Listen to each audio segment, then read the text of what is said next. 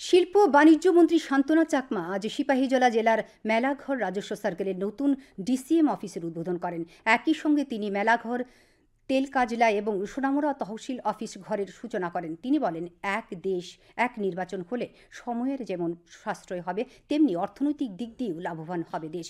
মেলাঘর কালীবাড়ি মাঠে আয়োজিত অনুষ্ঠানে অন্যদের মধ্যে ছিলেন সিপাহীজলা জেলা পরিষদের সভাধিপতি সুপ্রিয়া দাস দত্ত, সোনামুড়া নগর পঞ্চায়েতের চেয়ারপারসন সারদা চক্রবর্তী, মেলাঘর পুর পরিষদের চেয়ারপারসন অনামিকা ঘোষ পাল রায়, সোনামুড়া মহকুমা শাসক মহেন্দ্র কাম্বে চাকমা প্রমুখ।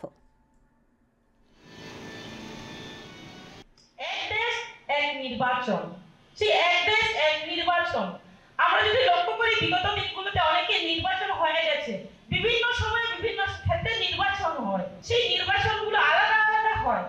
একদিকে সময়ের অপচয় হয়, একদিকে দেখা যায় অন্যদিকে দেখা সরকারি অর্থ ব্যয় হয়, অনেক খরচ হয়। তো সেই ক্ষেত্রে আমাদের যদি এক দেশ এক নির্বাচন, যদি সমস্ত নির্বাচনগুলো যদি আমাদের একই সাথে হয়, তাহলে একদিকে অর্থনৈতিক দিক থেকে আমাদের অর্থ বাড়বে, দ্বিতীয় সময়ের ক্ষেত্রে টাইমে অনেকগুলো কাজ সম্পাদন করা যাবে, অন্যদিকে যে টাকাগুলো আমাদের বাড়বে আমাদের সরকারের, সেই টাকাগুলো দিয়ে উন্নয়নমূলক খাতে খরচ করা যাবে।